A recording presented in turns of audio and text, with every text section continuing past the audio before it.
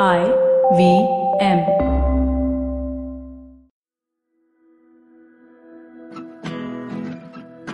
Hello and welcome to Litnama. I'm your host Lakshmi Krishnan, and on today's episode, we have with us a guest who's basically wholesomeness personified. I met this artist at a very, very crowded festival venue. There was poetry, there was music, there were conversations, there was so much happening. And this artist was tapping away in his own rhythm on a typewriter. Honestly, I was astonished for two things, because on that table were pieces of paper, paints, crayons, and everything you could ever imagine not being in a festival venue. And also, how often do you get to see a typewriter that vintage on a lawn in BKC?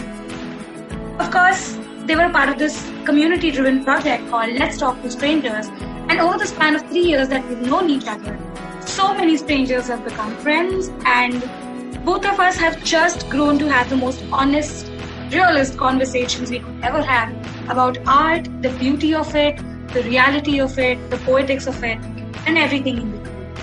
Joining us right after this short break is multi-potentialite artist who also knows not only how to build, but also how to nurture a community around art. Someone who's the most affectionate, honest person when it comes to not only his own art, but also when it comes to assisting people, who runs an art journaling course and also helps people bring their workshop ideas into real life in the online space. Please welcome Harshit Manocha, also fondly known as Mola Boja.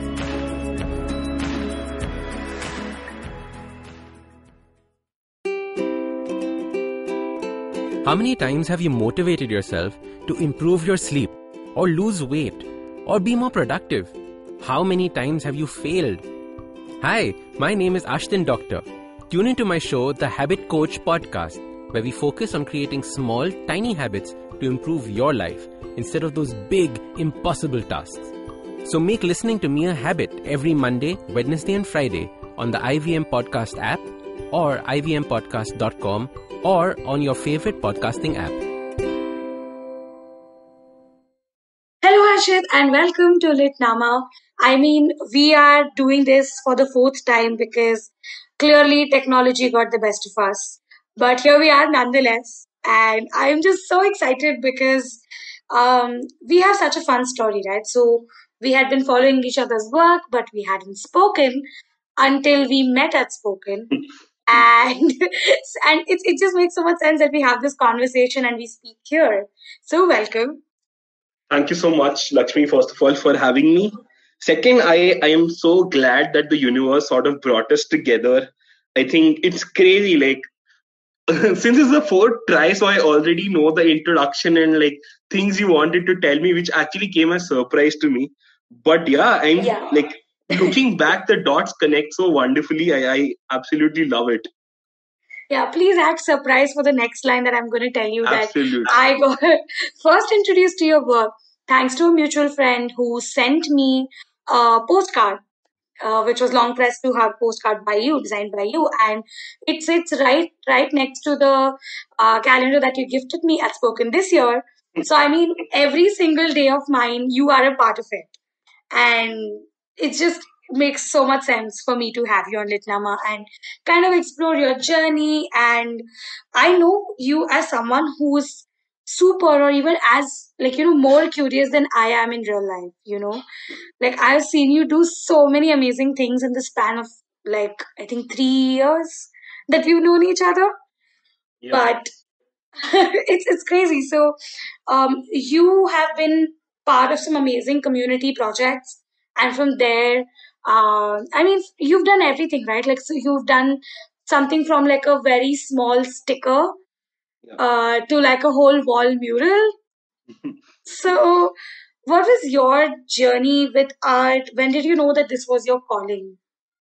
Okay. So, first of all, thank you for a very heartwarming introduction. And I haven't done it all, of course. I think I have tried a lot of things that called out to me, but yeah, I'm so sure. And like, I think being a person yourself who loves exploring, you already know, like, there's so much, especially in today's time when there are so many brilliant creators, so many people just trying so many things that it just inspires a lot to get a flavor of everything. Like I think uh, I always used to look at these two things as like, do I want like a vertical growth where I want to be like this one big thing in one big thing? And then like, no, maybe I think I just want to try everything. I want to grow horizontally and just touch base with everything that, amuses me. And I think that's what my journey has overall been. So like starting from, I think like my, like a lot of people, I think I went to a couple of art classes when I was a kid. And like a lot of people, I did not like them too much because they were very, methodological, like if that's a word. And like there was a lot of focus on, kya, so this is how art is done, or how every medium is like a level. You have to get over crayons to get into watercolors, and like master watercolors to get to acrylics. And I think that sort of got to me, and I did not You're like just giving coloring. me Sorry, you're just giving me so many traumatic flashbacks of I all the know, right? times that my mother and the art teacher have bitched to each other about my failures. Yeah. So Like, I couldn't draw an apple in second grade and I still haven't heard the end of it. I yeah, mean, I think I it's a just got done the culture. It's a second year's culture. masters. It has been so many years, but I'm still hearing about that one goddamn apple. Go on. I think an apple that day kept art away for you. Yeah.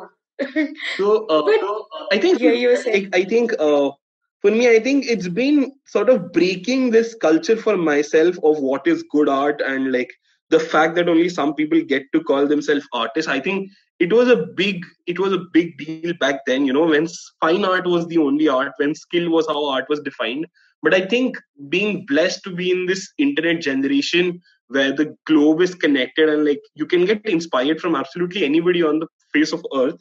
So I think I very quickly found people whose work inspired to me, and it never felt like art is restricted to fine art. Like a certain finesse is required to call it art. I think feelings and expression was art, and I think that's when everything changed for me. And yeah, I think after that it's just been exploring whatever I have feel fascinated for. I did design, like I started off painting t-shirts when I was in school, then I started learning Photoshop, and I made these stupid cheesy what like Facebook display pictures for people in school. And then I went on to, like, when I was in college, I was exploring a lot of UI UX, is doing digital illustration for a lot of time, till I think I eventually made myself to, I think more or less my work is uh, more about illustrations and murals and something of that sort. But I think I've seen a fair deal of different genres to actually find that this one connects with me. So basically, when you talk about your journey with art and your exploration with art, or even the idea of growth that you have, something that really strikes me and starts making like, sense and everything falls into places when I look at your art journaling course that you run right now. And I think you're in your fourth batch of people, which starts really, really soon. Does the fifth one start soon or the fourth one? It's I'm the missing. seventh one, but I think I like the sound of it. So yeah. Oh my God, it's the seventh. Wow, I need to really keep up. But like, you're doing so many amazing things. I'm always like, horizontally looking for everything that fits the panoramic vision of my brain's retention. So, the seventh batch of an art journaling course, oh my God, congratulations.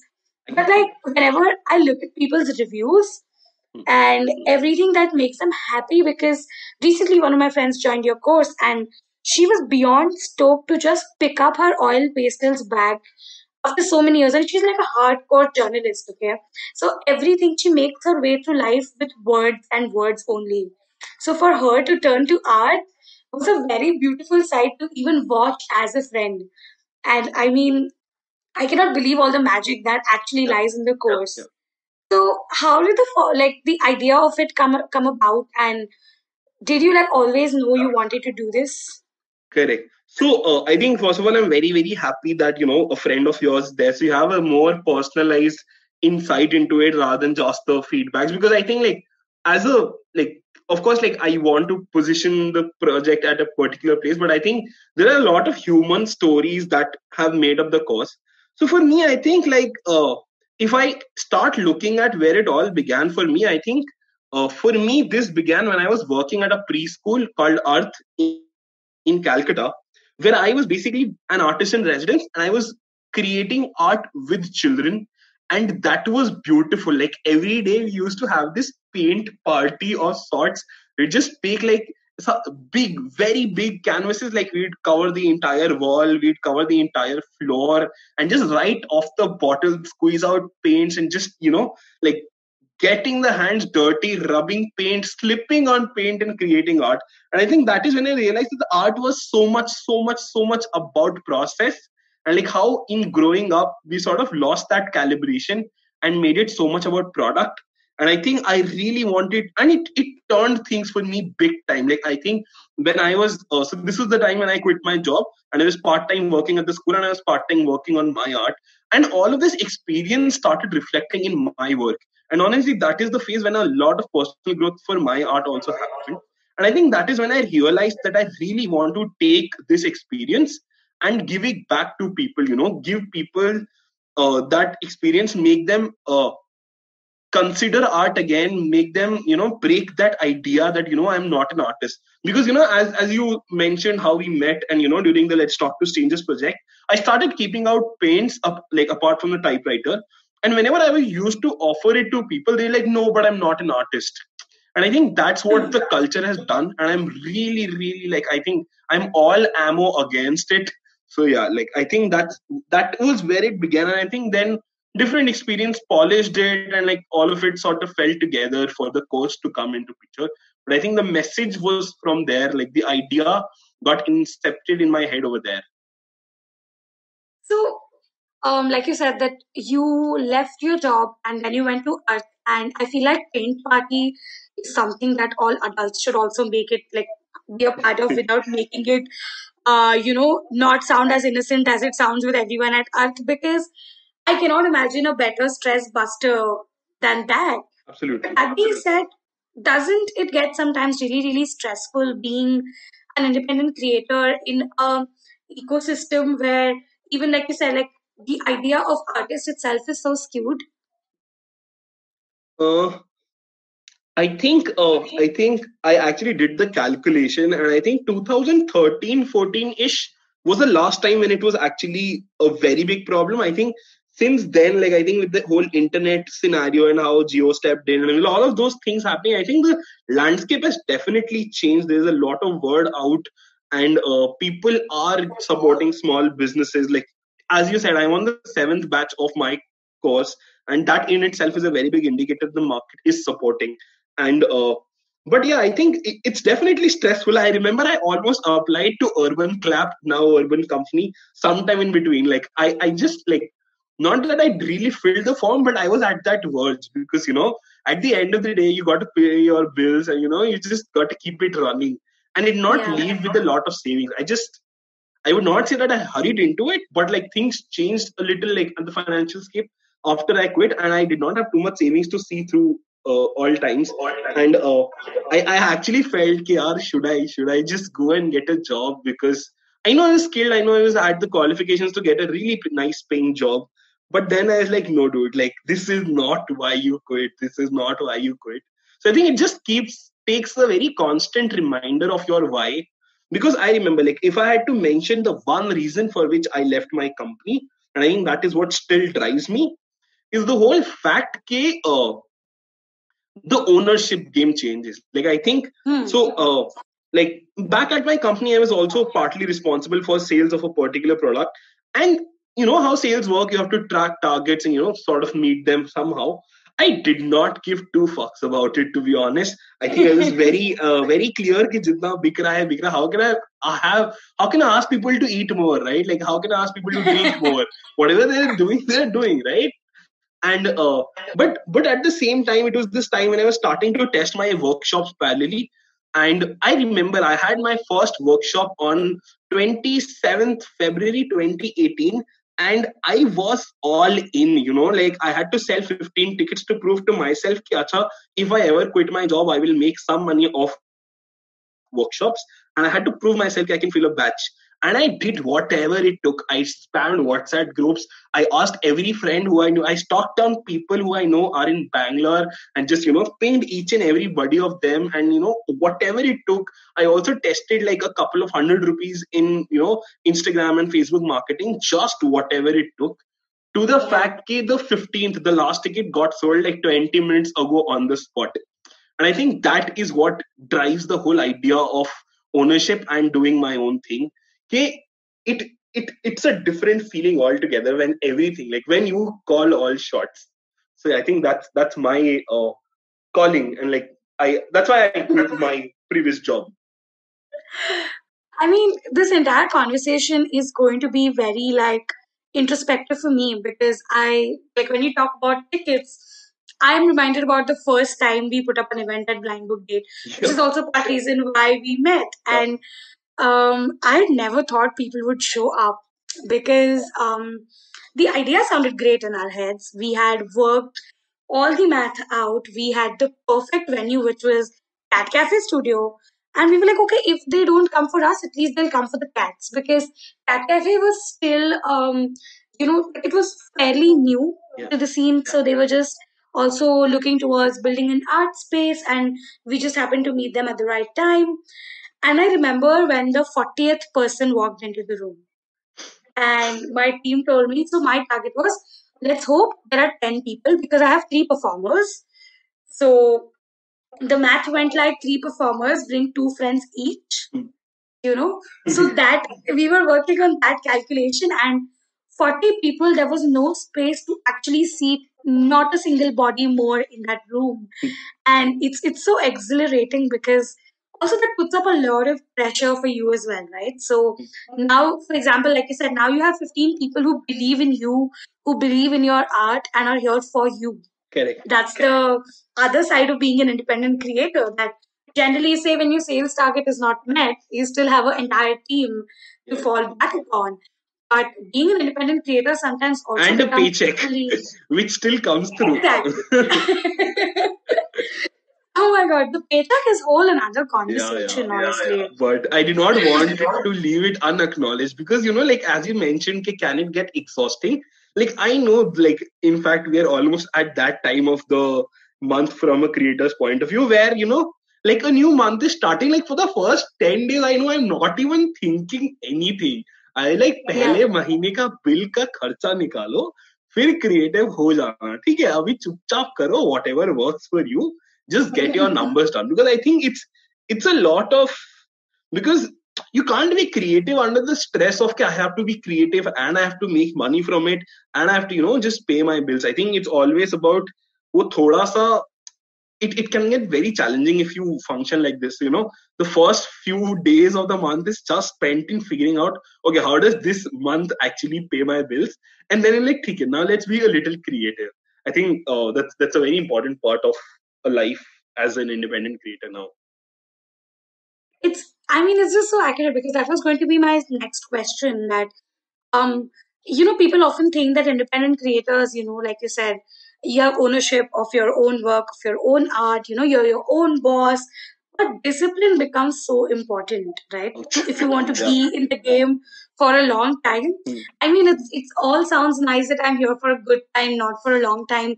But when you're an artist who has bills to pay like every other human being on the planet at this point, especially in times like these, discipline becomes so essential because you have to show up. And I know that you often, even when your art comes from a really happy, comforting space, you're very, very vocal about the other side of it too, that some days it gets really tiring and heavy. And on those days, again, art is what really, really helps you through it.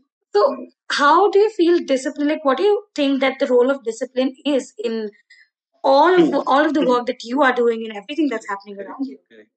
Firstly, thank you for this question. I think these are some questions which are not often talked about, and I think people often go under this wrong image that, having your own business or having like not even business, but like being a creator by itself would be like, this fancy life of just partying and chilling and like हाँ मन किया वहाँ canvas निकाल के बैठ जाते होंगे ये लोग तो, and that kind of an image. Like I think it's a very rosy picture, and like apart from the struggle, sometimes the money is difficult. I think the other aspects are not so much popularized. Like, of course, the struggle about money, I think, is still very vocal and people are talking about it. But I think the other parts of it, for example, I think what disciplines is really for being an independent creator is like simply the fact that you can take any day off or not take any day off. I think that in itself is such a big deal. Like, just I think so. I'll tell you a little bit context. So when I was quitting my job, when I was almost taking that decision, I like, what will I do? Like, what will I do all this while? Like, do I always like? Should I make 4 artworks a day? Like, is this how a day of an independent creator looks like? कि मैं दिन में 4 painting बनाता हूँ. But like, that's not how it works for me. Like, I don't do so much art as such. And I think it took me a couple of months to realize how being an independent creator is so much about, the disciplines of practicing your skill, getting better at your craft, the disciplines of learning new things, the disciplines of meeting people, networking, showing up, and also, building the community. I think there are so many other aspects of it that are so much more important. And I think somewhere in between, something really sparks, and then you have the disciplines of following through it. I think, like, because I see a lot of people who are not super into the idea of starting up like their own like journeys with like independent art, but then they're like, oh, I have this wonderful idea, and like, if I want to do this. But I think the difference between I have an idea and like I am doing it is this whole lot of multi-dimensional discipline which is needed to see through things, because it can get difficult. And if you don't have the disciplines for it, or if you're not passionate enough to do it, you will drop it. Like in the middle of it, you will drop it. And I know it because I've also dropped 10,000 things. If I'm doing 5 I've dropped 10,000. I was just going to get to that. Like, initially, I know I said that this conversation is going to be very introspective, but now it is also full of 100 call outs. So, thanks for that. But I remember reading multi-potentialite in your bio. Yeah. And I realized like the way you did an entire series explaining what multi-potentialite means, where does it come from, how does it impact someone. And I remember being like, oh, check, I am all of these descriptions that he has put up. At the same time, I realized like being a multi-potentialite also is so taxing, because your mind is always at work, very weirdly. And even when you describe something as rest, in a weird sense, that is also work, because everything becomes an inspiration. Everything becomes like everything has the potential to become the next big thing. And sometimes it becomes so difficult to let an idea go, or like let it slip up, because you know that you do not have A, the bandwidth, or B, the resources to pull it off right now. I mean, have you ever like been through these difficult decisions, and how do you As generally we make your way speak, out of as them? we speak. I think this is Yeah. much because I think so I think there are two things at play here. I think most of my work, and like I think whatever I have done abhi tak also, no, like a lot of times people say, and this is not me boasting, this is just me genuinely saying what people mention, is that, oh, you are so skilled or you are so talented. And I realized not true. I am neither skilled, I'm not talented. I think the only two things that I do right is that I work really hard. The other is that I observe trends. Like I see, ki, acha, this is coming. Like I see things coming, and I think then it's really my call if I want to jump into it. Just say I know, like a couple of weeks back, I like it's not even a couple of weeks back. Like if anybody who is listening, if you realize, just see the kind of things, like if you even keep a track of the kind of companies that are getting in, the kind of advertising that you're seeing. You see Commune doing a whole lot of stuff around podcasting. You see Spotify becoming accessible in India, and how podcasting is a very big deal, right? And it was always this question, should I be here, should I not be here? And I've done my own level of checks and stuff, and I know how much I'm stopping myself, like how many things do you want to drop? Like, save something for the others, to just try and leave. Like, why do you want to leave everything that you want to try? That is, I think that's constantly a battle. And then there are a bunch of other things which I like. like I know there are two accounts, like two Instagram accounts which I really want to work on. Like I have actually taken them up. They are on my name with zero posts because like maybe I want to do them. So the first step is account leke rakh lo, himmat hogi to kar lenge. So it's that kind of a situation for me at the moment. And I think इसके अंदर ना बहुत ज्यादा self in like one thing which I think has improved as an independent creator where I have to decide things for myself is a lot of self awareness. I think that has been a very important part of this entire game all this while. Being very, very self aware of why I am doing things. And, just say, I think maybe we are little all over the place, but I promise to all listeners and to you that it will all come together. That just say, look at schooling, we have certain set goals, we have certain indicators of success and all of that.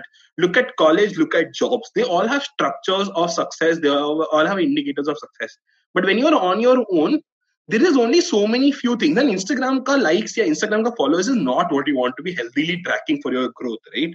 Yeah. It's very difficult to define ki even if I say this is disciplines, what is it and where is it reflecting, right? So I think discipline lana and self-awareness hona were the two things which together make up whatever happens.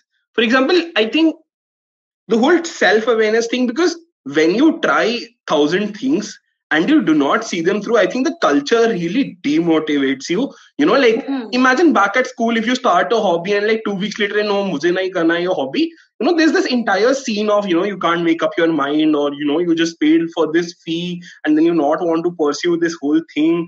And I think the culture is designed to groom people who want to do one thing only.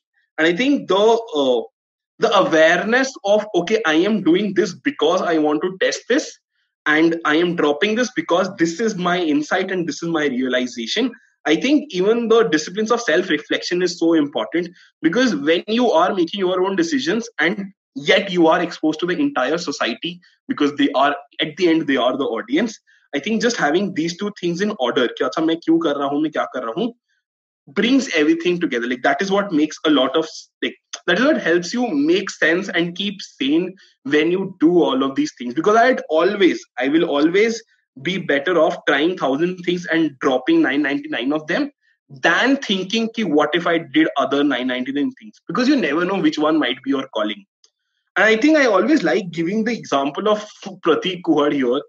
Like, I don't think he planned that Cold Mess will be the song that suddenly would take over the entire nation and then the globe, right?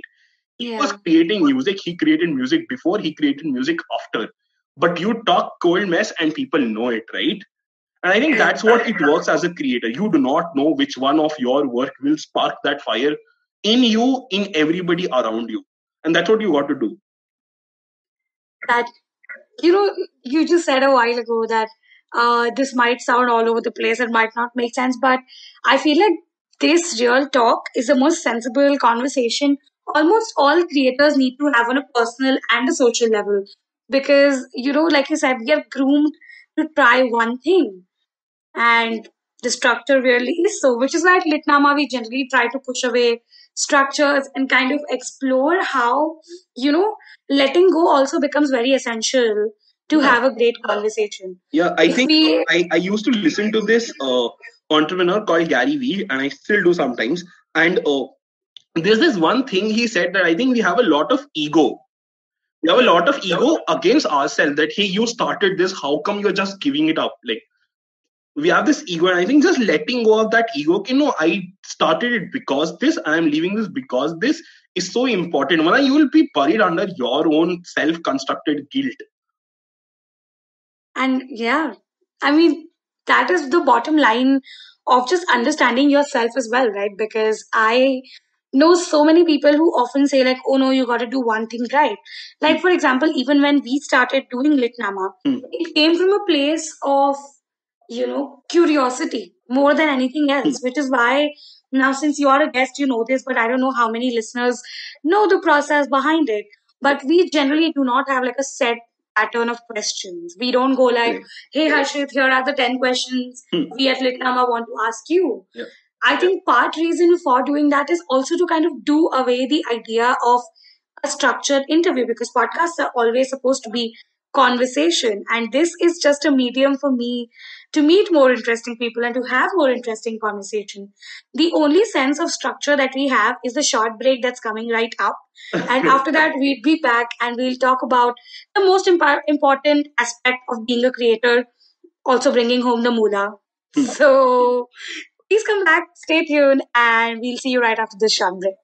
Hey everybody, welcome to another great week on the IVM Podcast Network. If you're not following us on social media, please do. We're IVM Podcast on Twitter, Facebook, and Instagram. I'd like to thank our sponsors this week, Paytm Money and Intel. Really fun week, and I think that you guys should definitely check out some of the stuff we did. So we had Shifa Mehta, who is the host of the show Smile India, on the Paperback Podcast. Really fun thing. On Edges and Sledges, our hosts had an episode just amongst themselves. No guests this time. Really fun show with lots of cool banter.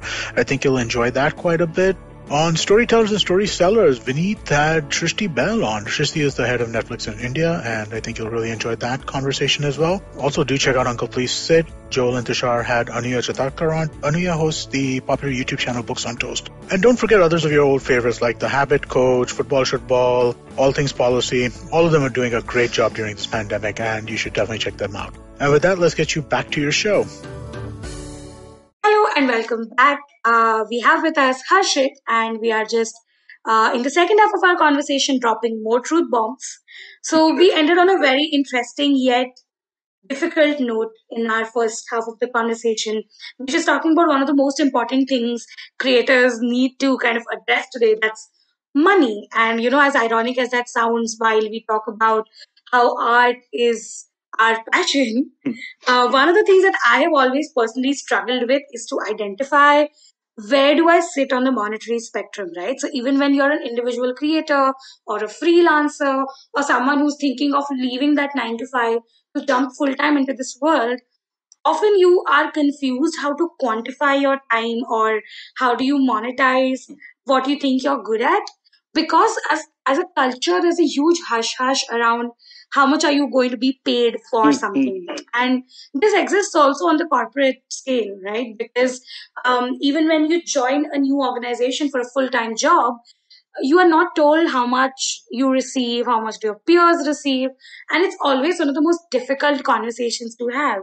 But you recently have been helping people design their own workshops, like you mentioned Commune before. So you help people design their own idea of an event or a workshop. And also you did an individual workshop where you spoke to people about monetizing their craft. So what was your exploration in this space? Because I understand how confusing it gets. Okay. So thank you for this question, and also the warning that it will come as truth bombs for people. I think everybody needed those truth bombs. So thanks for dropping those. I think first of all, I would acknowledge how controversial this question has also been, because I know as a matter of fact that in the art community in itself, there's this entire split of people who also think, it's like a sellout, or, like putting price to your art is, all of this. It's not nice also. Like I know people from art colleges where often this is like, there are people, like there are professors with that kind of a, with that kind of a thought, just selling your art or pricing your art is not the thing to do. And, your art was supposed to do wonders and all of that stuff. But I think like what the kind of time we are into, and like I think anybody listening who is sort of in a job that they do not like, you know that one of the biggest thing that is stopping you is the paycheck difference that may happen, or the whole idea if you will ever get paid from what you do. Which is why the idea of retirement is so popular. What is retirement? I have the money and I will do whatever I want to do. And whatever my bones allow me to do. Yeah. And like just taking life for granted like that. And I'm saying this is how retirement would ideally look like. Like I think I'm pretty sure this is what retirement is. I jitna bhi maine dekha hai, like I am pretty sure you keep doing what you love and you keep monetizing stuff that works for you. Because I think that's the most authentic way of doing it, right? Like you love doing something and it is helping you keep up your bills. What else do you really need? Right? And I remember you were talking about Ikigai during our, off the grid, like off the record conversation. And like, thank you for bringing up. I think like for people who may not be aware of, please look it up. I think it's a wonderful concept to, what does the universe need? What is it that I can offer? What is it that helps me make money? And what is it that I'm good at? I think all of that in one place is is something that you really like. If you work towards it, I think it's a beautiful place to find yourself in. And I have a very early journey which started for me. So I remember that when I was in class ninth, I was selling t-shirts. I was painting t-shirts for people at 250 rupees a t-shirt at my school. And I think I've talked about it almost everywhere, how my headmistress called me to, just shoo me off. You can't be selling clothes in school. But I think that was a wonderful start to this journey. And like something that I mention across my workshops regarding monetizing or, just selling your work is that it is a way of keeping your passion refueled, keeping your purpose refueled.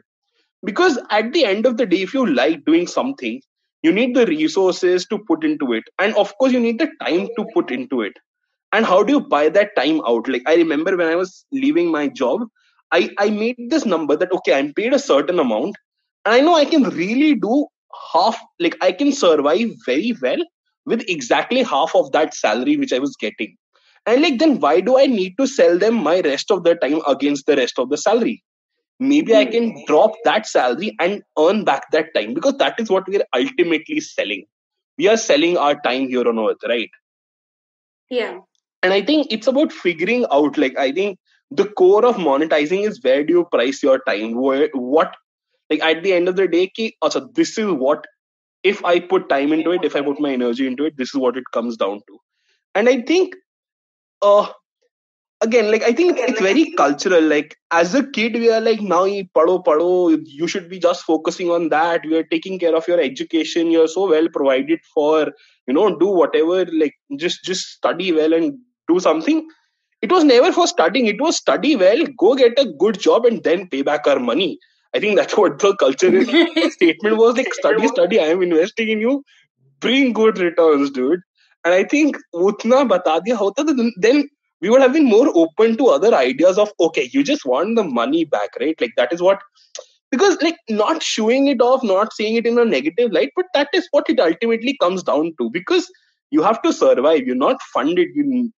I don't think somebody left me a huge plot somewhere, if there is. But I pretty much know that I am on my own here. And for that, you need to be making money. And I think, again, because of this whole culture of, just getting salaries, I think everybody who's out there wanting to create their own mark, the society does not respect it enough. कि अच्छा, they are asking for their services and this is what they deserve. But अगर Starbucks की coffee पे 350 लिखा है, तो that cup of coffee is 350. But if an artwork is, at a certain price, it is not, because you can haggle with that person. And it is absolutely shabby. And yeah, sorry, I got very angry with a lot of things. But I think, No, because I just want to like take that a step ahead and also make the listeners kind of aware about how artists also try a lot before they kind of lock in these numbers, right? exactly. Be it the calculation of leaving your job, because it wasn't that you woke, it's not a film, right? That you wake up one day and you shut your laptop and you go like, I don't want to work for the machines of capitalism anymore. I am going to create art and make a revolution. Yeah. It is also very calculated practice. And sadly, you have to be good at that kind of math, because if tomorrow you're weighing in your options, it also depends on how many liabilities do you have, what kind of a position do you hold in your family and background. So there are so many different factors that drive your decision. But I feel like where I take inspiration from your journey is also that don't be afraid to do that math. Yeah. Because a lot of times you are going to stand at those crossroads and always regret not taking that second road. But if you can, say handle both, nothing like it. Because, like you said before, that you did your first workshop and you did everything that you could to fill those 15 seats and to kind of see how that would work out for you. That process becomes really essential. When you decide to give it a shot, please give it your 100%. Correct. And then maybe you can figure if this is the way forward for you. I think I really like the reference you made, like movie reference. Like I know I was inspired by Wake Up Sid, but like I think today is when I realized, yeah, my life can't be like Wake Up Sid. Like I can't, just leave and flunk out of college and just drive around in my CRV and just explore my photography and crap like that, because of course, like I need to make it pay for me.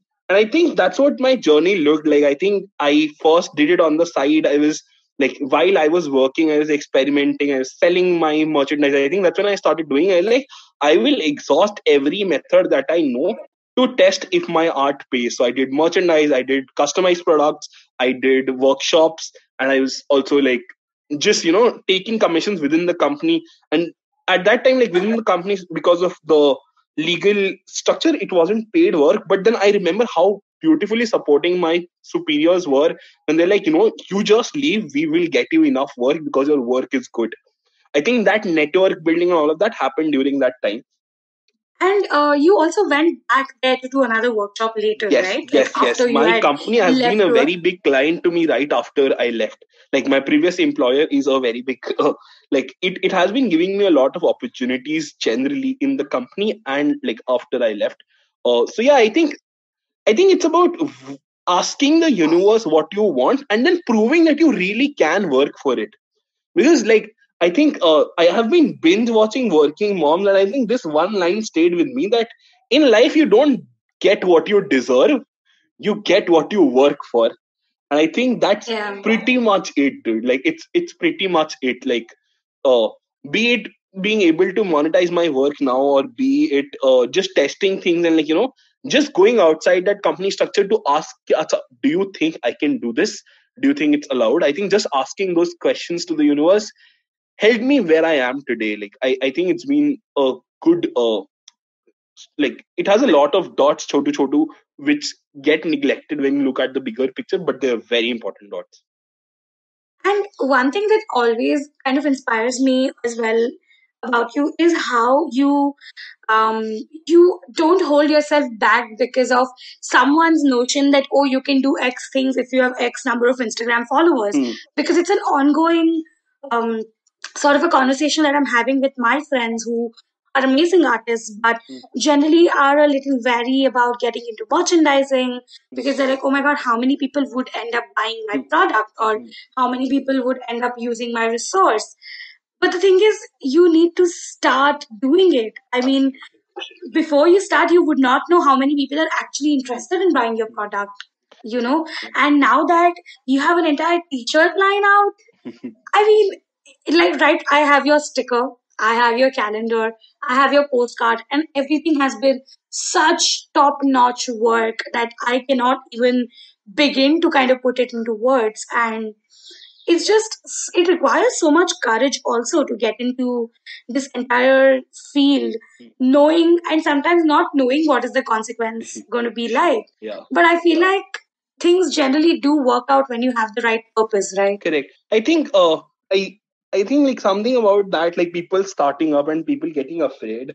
I think it's a lot of mind game that we tell ourselves. It's like, I'm very sorry, but I will drop this truth bomb and I will sort of rub it in faces that if you hate your job but you're not doing enough to leave it, do you even hate it enough? I think I wrote this down for myself on a big piece of paper when I was sort of cribbing about my job all day. Not because it wasn't good work, just because I did not want to do it. And I think that is what the difference is, that if you are not doing anything to change it, you don't really hate it. You just like to gossip about it. And that's the sad part. Like, that's how you'll die then. Like, that's how you will die. And I think that's not how I wanted to die. And I remember the first time, this is something which I dropped exclusively in the course, but I think I'll share it here. That I think you always know if people will buy into you because of the support that you are getting. And if you are putting good work, it will get valued. Like maybe they'll not pay you, a certain amount that you want right away. But did you get your first job right away? Did you just not do anything towards it? Did you not study the last 20-25 years of your life to get this one job? And now you're saying you can't work a little to get your first paisa from your craft. I think people think in two extremes. Like when they're looking at their job, they're so comfortable sacrificing everything that they love, and simply because like साल का दो international vacation afford कर सकते हैं, shit like that. But the moment people think about if I should get full time into art, it's like, oh, okay, but will it pay me enough?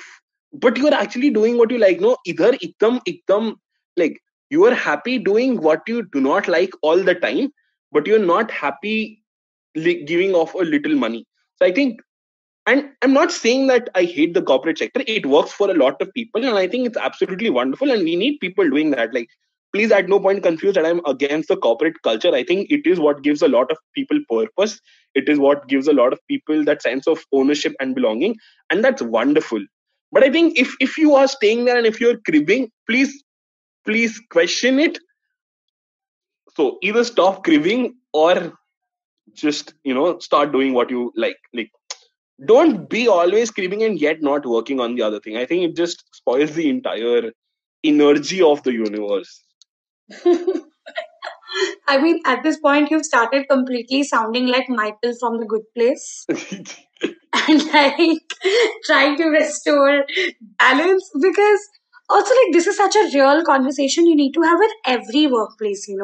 Today, even when the arts and culture sector has diversified so much that things that you couldn't even imagine were a job possibility before are now real job descriptions that you see going around in the market. Right. But sometimes what happens is, you need to also realize until what point does your relationship go with a company, with a person, with your own art as well. That if you hold on to something too tight, is it working out for you? Okay, if the answer is yes, great. Yeah. But if the answer is no, then we need that little courage to kind of experiment, to kind of tell ourselves that it's okay to falter and fail. I mean, the first thing that you do out of a job that you don't love is not going to be the best thing in your life. Exactly. But sometimes it just might be it. And if you are the creator in question that we're talking about, who's currently trying to straddle both ends, one thing that I would like to say as an advice to everyone is don't be afraid to ask questions. Of course, like, don't ask like ridiculous questions to people which they can't answer, even if they meet you personally. But like, do not be afraid to ask the creator if something really, is on top of your mind. Saying, sometimes I receive a DM that goes like, I am interested in literature and I want to start podcasting. What is the right way forward? And I believe it's not just me, but every creator who would get asked a question about an art form that they love and practice would direct you to the right kind of resources. I have a lot of my friends or sometimes my students who are into designing, and what happens is that you stay on top of that person's mind, right? Somewhere or the other. So when I see, say, a listing of someone looking for a designer or someone who's starting a workshop or a course that they can join, I send it to that person. Yep. I share it with them because I realize that when I look at a certain idea, I think of them, and those associations form only when you ask those questions. Because today, when people say, ask me to recommend books, I feel like somewhere that association has also developed because people know that I am someone who reads and I am someone who loves to recommend. So, if you have any questions about art at any point, I believe Harshit is like my go to person for all of those questions, to understand journaling, to understand how art also helps, right? Because sometimes you pour your heart and soul into a piece, and this is something one of my really closest friends says, that um, he's a caricature artist, so it takes him hours to get a piece right. And this is something Prasad Bhatt had also said, that sometimes people are like, oh no, this person's nose looks too big, or this doesn't look proper, that doesn't look proper. It also comes from an idea that you view yourself as someone else and you're talking from that place. So as an artist, it becomes really difficult to work on personal projects. But sometimes he works on these templates, of memes that are going around, and they go viral real quick. And that brings such a dilemma to him, that for something that I spent 4 hours making versus something that, one slide took me maximum of 4 minutes after the idea came to me. art is such a subjective concept, and in times of the internet where you're bombarded with so much information, art kind of drives that conversation. But you look at art in a very, very well-being kind of an approach, somewhere you find your own safe space. So how has that been for you when you kind of extended this safe space for more people to join you into the journey? Correct. First of all, I think that was a very nice thing that you shared, and it's very true. Like finding your like the feedback loop as an artist can sometimes be very very funny. Like you put your heart into something, it doesn't do the math that you love, and then you just put out something, and then it's all over the internet. So I think either is when you would like just keep your fingers crossed. Yeah, one day it will work for the thing I wanted to work. Uh, but I think coming to my purpose, I think I across my journey, I think about like from like just looking back at everything that I've done, I think somehow all of the things started taking shape, and then they finally come to a place where I really look at art as a method of well-being. Like I think like art and mental health go very hand in hand. I think it's a beautiful method of expression. Like, and I know the kind of magic it has done for me. I know the kind of place I was in and how it helped me. I think so I think when I did it for myself and I started including people a little by little, just by testing, does it do the same thing for others? I've realized that it does like, and which is why I think the Safe Space Studio came into picture and the whole idea of the art journaling course took place. That like seeking help from art for mental health, and I think that's something which I'm really excited for in the future also. I think it's a wonderful space to be working in. It's a wonderful community at the moment. There are a lot of different art forms and there are a lot of different creators working on it. So yeah, I think yeah I I'm really rooting for it at the moment. That is so sweet. And I believe that you have another batch which is starting. This conversation drops on Tuesday, which means it's starting right after. Yeah. And I would really, really personally vouch for a lot of people to join you. And also, you keep amplifying so many voices from the community who are great artists and great people in general. Because of you, I have met so many amazing people and just fallen in love with their art and craft. And I believe that this is what will keep the community thriving. The art of ikigai, the art of purpose, and the art of Instagram stories, which make it really easy to share and voice your opinions about what you really love about someone's work. Yeah. And I'm really glad that until all of those are around and until people like you who are willing to take risks and also handhold other individuals who are wondering if they want to take that risk or no are around, I believe there is a brighter future to art driven with purpose. So thank you, Harshit. Thank you for being a part of this conversation. This has meant so much to me, and I believe this will help artists across the spectrum. Thank you so much, Lakshmi. It was wonderful speaking to you, and I really I think I'm thankful that we got to share this voice. We got to share this opinion, and I think it's a message for everybody out there who's double questioning them and just considering if they should go after their passion, if they should go after following their purpose. I think just give it a shot. Just start it as a baby step. If it looks too big at the moment, just chunk it out. Just give it a try, and I'm very sure that you will feel like going further. So yeah, please good luck and feel free absolutely every time to reach out to somebody that you trust, to some sort of creator, any creator that you look up to. I think the community right now is super enthusiastic in helping each other. And yeah, I think that's what I love about it. Like, it's not a system of hierarchy and all of that. I think people are rooting for each other and growing together. So yeah. And if you've been just looking for a sign from the universe to start and take the first step, please consider this conversation as that sign, as a universe speaking to you for 50 minutes and more straight. So just before we log off, Harshit, can you please tell us where can we follow you on social media? Yes, absolutely. I'm most active on Instagram and I go by the handle @Mola Bocha. So please find me there, and I think I'll keep marketing other things and other places to follow me there. So yeah. That sounds great. Thank you for such a wonderful conversation and for your time, Harsh. I cannot wait to meet you soon after all of this craziness is over. Thank you.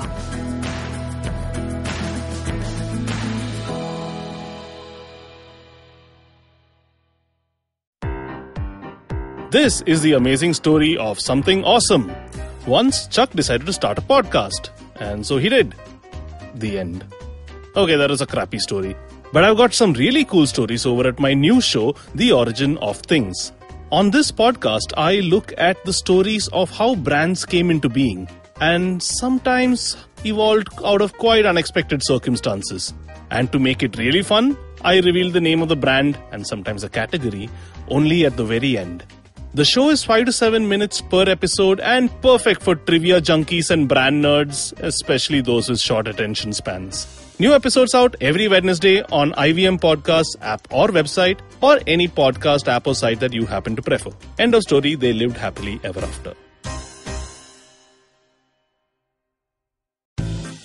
Do you wish you were smarter?